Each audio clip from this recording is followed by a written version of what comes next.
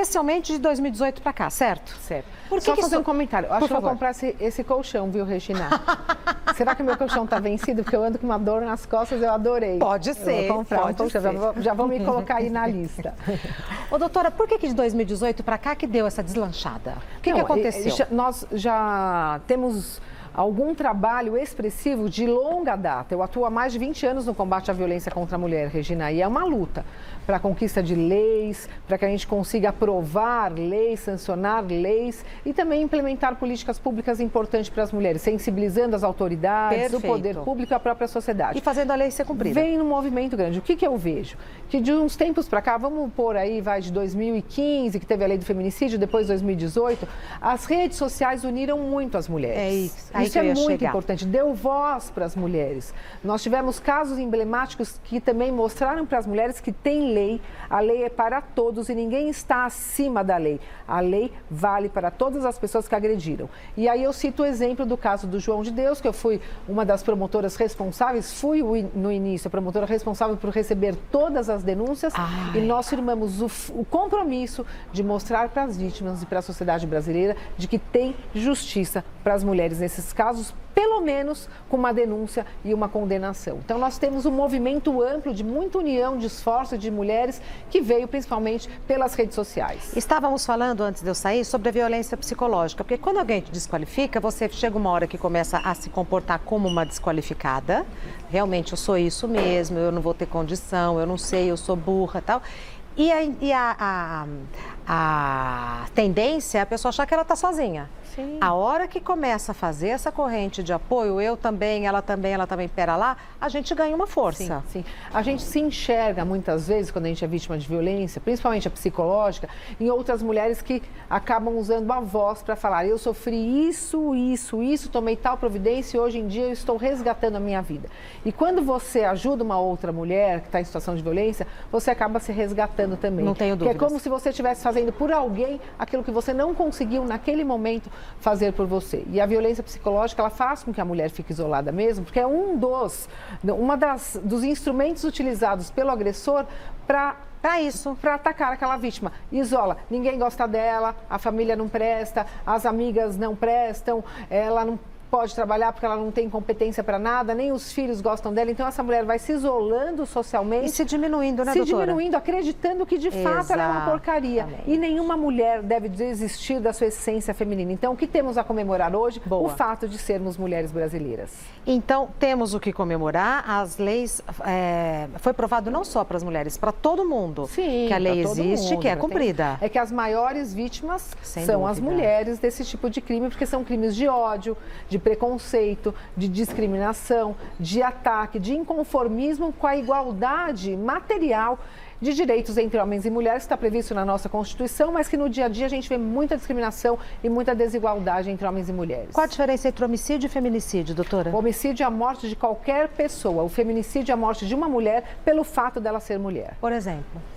Matar uma ex-namorada inconformado com o término do relacionamento. Feminicídio. Ele mata aquela mulher. Ou inconformado com o fato dele pegar essa mulher com outra pessoa, que é a traição, ele mata essa mulher. E essas mortes são sempre violentas por meios cruéis, com requintes de crueldade, que é para demonstrar o seu poder masculino e também para fazer a mulher sofrer. Ele tem que causar um sofrimento à mulher, com vários tiros, várias facadas, ou muitas vezes ataque no rosto, que mexe com a nossa vaidade, com a nossa identidade física, com a nossa personalidade. E é um crime mais grave, feminicídio, comparado com homicídio? É um crime mais grave porque é um crime considerado um homicídio qualificado. A pena é maior e os critérios para cumprimento de pena, critérios processuais e critérios penais são mais rigorosos, como, por exemplo, progressão de regime, liberdade provisória, saidinhas, que eu sou contra, inclusive para crimes hediondos, eu sou contra qualquer tipo de benefício, porque são crimes muito graves. Eu tenho um caso, Regina,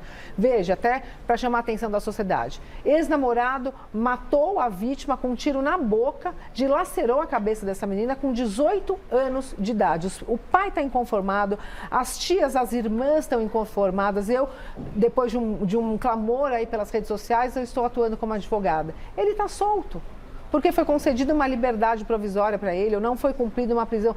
O que eu vou falar para a família dessa vítima? Então, nós temos que ter critérios rigorosos para quem comete um crime tão grave como esse e está solto, andando na rua ao meu lado, ao seu lado, sem que pague por ter tirado a vida de uma menina de 18 anos, simplesmente porque ela não queria mais namorar. E colocando a sociedade toda em risco. à mercê, do casos de humor estupro também.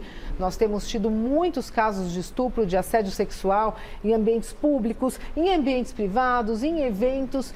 E não se é dada a importância para esses casos. Quem sabe agora com o caso do Daniel Alves e com a postura exemplar da legislação espanhola e das autoridades espanholas, nós usamos isso como exemplo e apliquemos aqui no Brasil todos os protocolos nos casos de assédio sexual nos transportes públicos, em eventos, em baladas, em restaurantes, em bares. Todos os lugares, em todos os doutora. lugares, para demonstrar que o lugar da mulher é onde ela quer. E não é Exato. porque ela está naquele lugar que ela merece sofrer qualquer tipo de violência. Nada justifica essa violência. Ou com aquela roupa. Sim, por que está com essa cor de batom? A roupa estava curta, ela estava dançando até o chão, não importa. Isso não dá o direito, nem uma carta em branco, uma assinatura em branco para você ocupar ou tocar o corpo da mulher sem autorização dela. Nós tivemos no ano passado um caso lamentável do empresário Thiago Brenan, que foi filmado agredindo uma mulher na academia de um shopping aqui em São Paulo, onde ambos faziam atividade física. Após esse episódio, 10 denúncias de estupro chegaram ao Ministério Público. Brenan também é acusado de maus tratos, assédio sexual, lesão corporal, cárcere privado e por aí vai. Ele chegou a ser preso, mas foi solto após pagar fiança. Hoje, ele está nos Emirados Árabes e responde ao processo de extradição em liberdade. Doutora Gabriela, apesar de tantas denúncias, por que a impunidade ainda está presente neste caso? Bom, respira. Você viu no Fantástico? Eu sou advogada das vítimas e eu que recebi as denúncias. E eu sou uma das vítimas também, porque já vamos fazer um gancho com os crimes de misoginia, atacar pessoas, nem só mulheres, pessoas, e nesse caso, por ser misoginia, são só as mulheres, que defendem os direitos das mulheres, que abrem portas, que lutam pelos direitos das mulheres, que denunciam crimes graves contra as mulheres. Então, nesse caso, eu sou vítima de injúria, sou vítima de difamação e de ameaça e exposição nas redes sociais, enquanto eu era autoridade, enquanto eu era promotora. E nós temos as ações criminais contra ele também.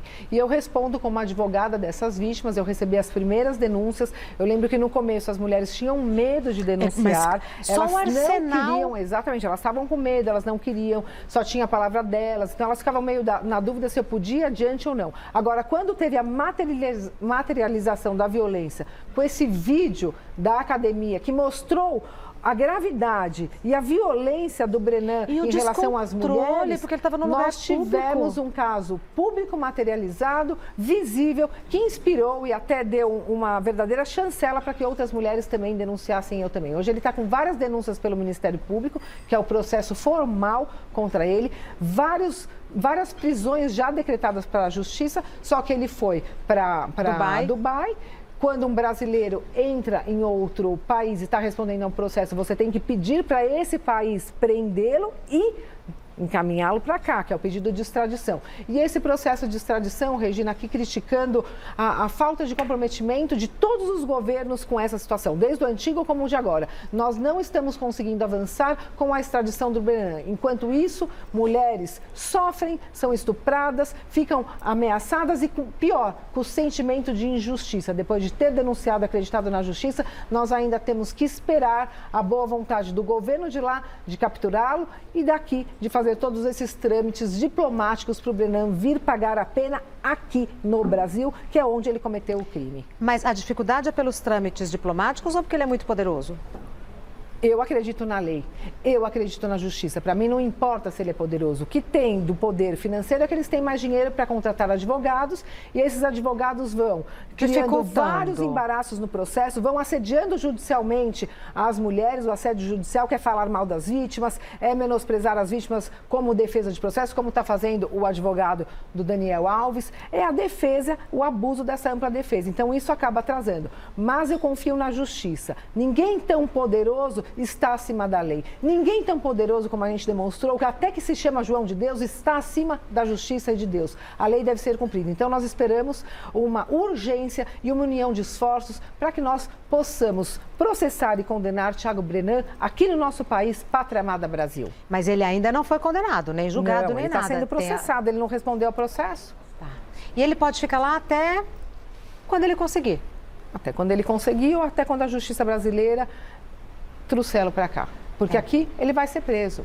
Lá ele está com uma fiança, porque ele foi preso lá e a polícia de Dubai concedeu a fiança para ele lá e, no meu entendimento, não poderia a polícia de Dubai, a justiça de Dubai, falar sobre méritos de crimes cometidos aqui. Era para cumprir a prisão e trazê-lo para cá. Tá. Conforme determinado pela nossa legislação e pela justiça brasileira. Supondo que isso seja feito, ele vem para cá. Aí, pela lei, quais são os próximos passos, Ele está com doutora? 6 mandados de prisão já decretados contra ele, esperando ele entrar no Brasil. Ele vai ser preso, vai responder aos processos presos. Se Deus quiser, vai ser condenado.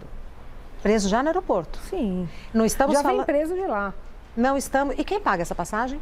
De volta? A Justiça Brasileira? O governo brasileiro e depois desconta, ele deve pagar com a indenização de todos os gastos que ele esteve com o processo. Isso sem falar da denúncia que foi feita agora, domingo recente, no Fantástico, com relação ao filho dele. Sim, sim. Sem falar nessa denúncia, nós já sabíamos dessa situação. Já sabia? Já. Mas o filho estava com medo de denunciar, enfim, toda essa situação que coisa, uma pessoa que impõe tanto medo, não, doutora? Uma hora a casa cai. Eu acredito na justiça para as mulheres e vou lutar até o fim por isso. A reportagem do Fantástico, assim, tornou público algo que muitas pessoas já conheciam, mas ainda não é uma denúncia.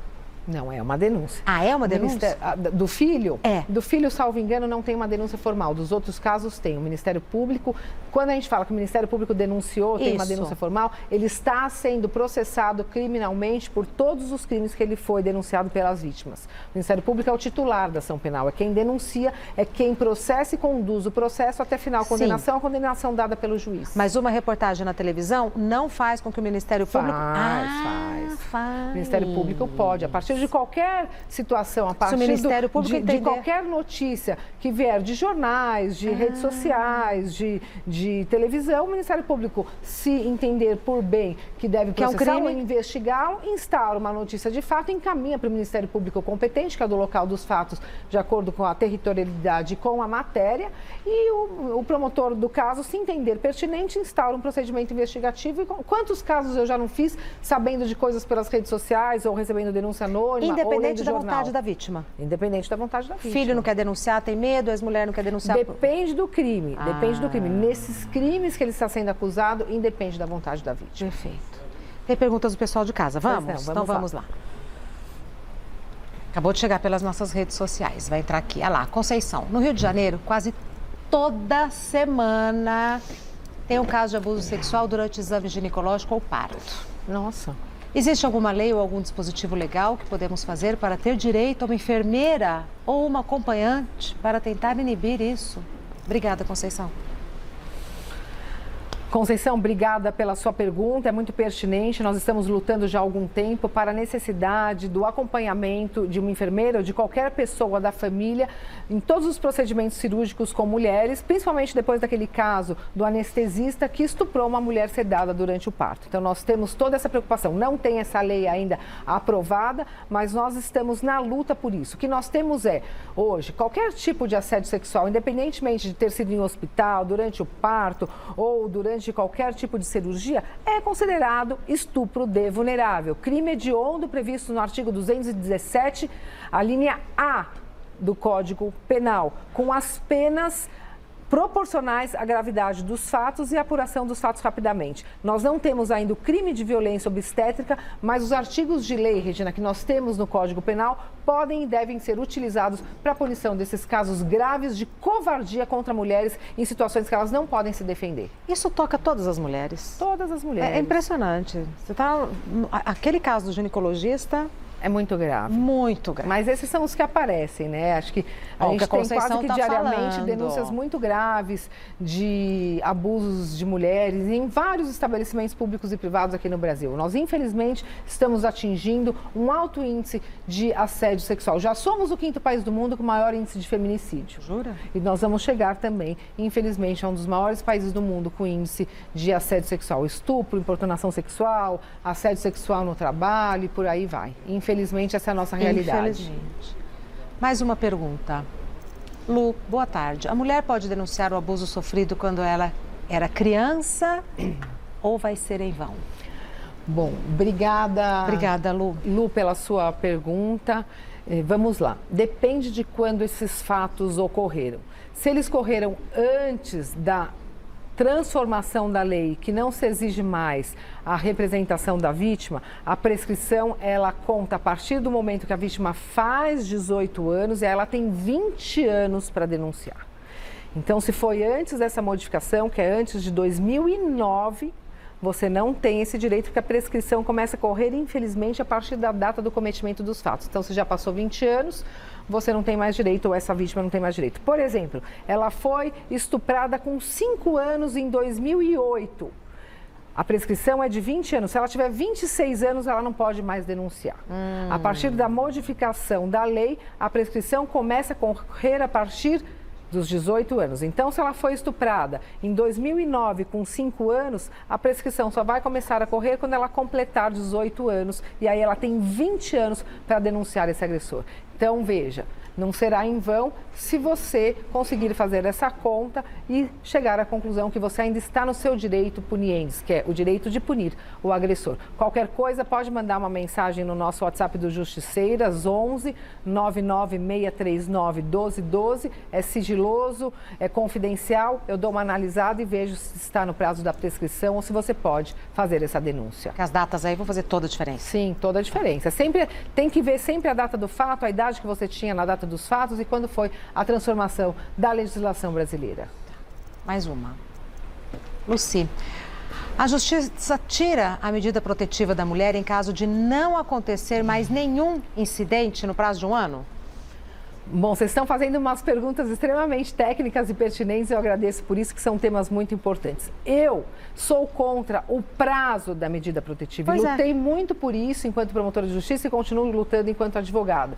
Porque a medida protetiva é para dar uma segurança, uma garantia para a mulher enquanto ela estiver numa situação de risco. Não existe um prazo determinado de uma situação de risco. Quando vai passar, né? Sim, é enquanto ela estiver em situação de risco. Enquanto ela falar, eu estou com medo, eu preciso de uma medida protetiva, quem sou eu? Quem é a autoridade judiciária para falar que não, ela não está com medo e não precisa de uma medida protetiva? Verdade. Muitas vezes, sem proteção, a mulher acaba sendo prisioneira, porque ela fica trancada dentro de casa e o agressor fica solto pela rua. Então, há necessidade da medida protetiva enquanto tiver a situação de risco. Ocorre que o entendimento recente do STJ decidiu pelo prazo de 6 meses da medida protetiva, devendo ser reavaliada a situação de risco. O que acontece? Não existe estrutura, Regina, para de 6 em 6 meses chamar na vara de violência doméstica ou na vara em que o processo estiver correndo, marcar audiência para ver se a mulher está ou não em situação de risco. Para cumprir essas intimações, para procurar as vítimas, etc., para ela comparecer, pauta para ela se organizar para ir lá. Exatamente, não tem esse tempo nem da justiça e nem da mulher. Então acaba ficando uma situação que, como é pró-réu, acaba sendo, infelizmente, terminada no prazo de 6 meses para não prejudicar o réu, quando a vítima, que é a maior prejudicada por isso, fica à mercê da própria sorte. Então eu sou contra, entendo que a vítima deve ser intimada, sim, do término do prazo e manifestar a sua concordância ou não com essa rescisão, com essa extinção da medida protetiva. Mas, pela lei, ela deve durar enquanto perdurar a situação de violência. Tá. E a situação de risco. Mais uma. Emily, doutora, gostaria de saber se essas leis valem para todos e todas ou só para ex-companheiros em relacionamento. Enquanto é companheiro, acho que é isso que ela quis dizer. Oi, Emily. A lei vale para todos os relacionamentos futuros presentes ou passados. Qualquer situação íntima de afeto, inclusive independentemente de coabitação, independentemente do prazo, do tempo, independentemente do término, se por conta dessa relação íntima de afeto você está sofrendo algum tipo de violência física, psicológica, moral, sexual, patrimonial, você pode e deve fazer uso da Lei Maria da Penha, que prevê uma série de medidas de proteção aos seus direitos e também de acolhimento nas redes de apoio, nas casas de abrigo das mulheres brasileiras e também com varas especializadas e promotorias para que você tenha um atendimento especializado, acolhedor, humanizado para garantia dos seus direitos enquanto mulher brasileira. Doutora Gabriela, estamos falando assim depois que o caldo entornou. Dá para dizer que, assim, ao primeiro sinal de violência, tome uma providência, fique de olho e cogite em terminar esse relacionamento? Sim. Essa é uma das dicas que a gente fala muito sobre isso, às vezes a situação não permite, então não é assim uma... Não é tão simples como assim. se eu estivesse, fazendo uma regra para todo mundo, enfim, eu sou mulher também, sou mãe, sou filha, sei como funciona, sou irmã, tenho um monte de amiga, a gente sabe como funciona.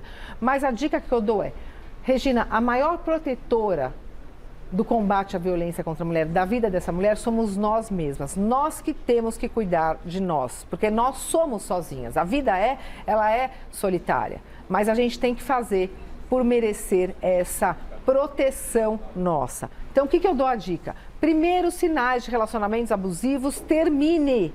E encerre, porque isso pode evoluir para situações mais graves quando você já está muito mais envolvida. Envolvida com a família, com os amigos, com dependência financeira, dependência emocional, que é um dos nossos maiores obstáculos de rompimento, o medo de ficar sozinha, até aquela cobrança social no Brasil de que a mulher sozinha vale menos do que uma mulher acompanhada. Então é aquela loucura para encontrar alguém, é aquela loucura com medo de terminar um casamento que é violento por medo e vergonha de ser divorciada. Então, os primeiros sinais de um relacionamento abusivo, termine esse relacionamento. É duro no começo, mas depois você vai agradecer. Porque se isso evolui para uma violência física, para uma violência psicológica, você pode ser a próxima vítima de um feminicídio. Ninguém acorda e mata uma mulher de um dia para o outro. É uma escalada da violência que vai aumentando sem que essa mulher perceba, e quando ela se vê, ela está em extrema situação de risco, sem proteção, totalmente desmotivada, totalmente despreparada para um processo judicial, sem dinheiro e abandonada, com fama de louca ainda por cima. Então, ciúmes excessivo que camufla o controle, aquele cuidado excessivo que também camufla a posse, a propriedade, aquela questão de você é minha mulher, eu não quero que ninguém olhe para mim, você é só minha, não quero que você seja fique amigos. com ninguém, vai te isolando. Então, preste atenção nesse tipo de comportamento. Explosões, uso excessivo de álcool e droga com explosões, esse desafeto com os familiares, falta de vínculos familiares com amigos, tudo isso pode, não estou generalizando, tem homens maravilhosos, eu tenho 2 filhos, tenho um pai maravilhoso, nós 2 irmãos maravilhosos também que combatem e atuam na violência contra a mulher, mas quando nós estamos diante de um relacionamento abusivo, tome cuidado, porque isso pode evoluir para um feminicídio. Eu li uma frase que, assim, para mim virou um lema de vida: não são todos os homens, mas é sempre um homem. Sim, aqui nós estamos falando de homens agressores e direitos das mulheres, sem pré-julgamento e sem generalizar nada. Perfeito. Conversei com a doutora Gabriela Mansur, que é advogada e especialista em direito da mulher, presidente do Instituto Justiça de Saia, ex-promotora de justiça de 2003 até 2022. Quer entrar em contato com a doutora Gabriela? É @justiçadesaia, @justiçadesaia, ela já se colocou à disposição. Obrigada por ter vindo. Muito obrigada. Até Feliz breve. Dia Internacional para todas as mulheres. E lembrem, lugar de mulher é onde ela quiser. Do jeito que ela quiser. Sem sofrer violência. Exatamente. Muito obrigada. Eu que até breve, agradeço. doutora. Contem comigo. Obrigada.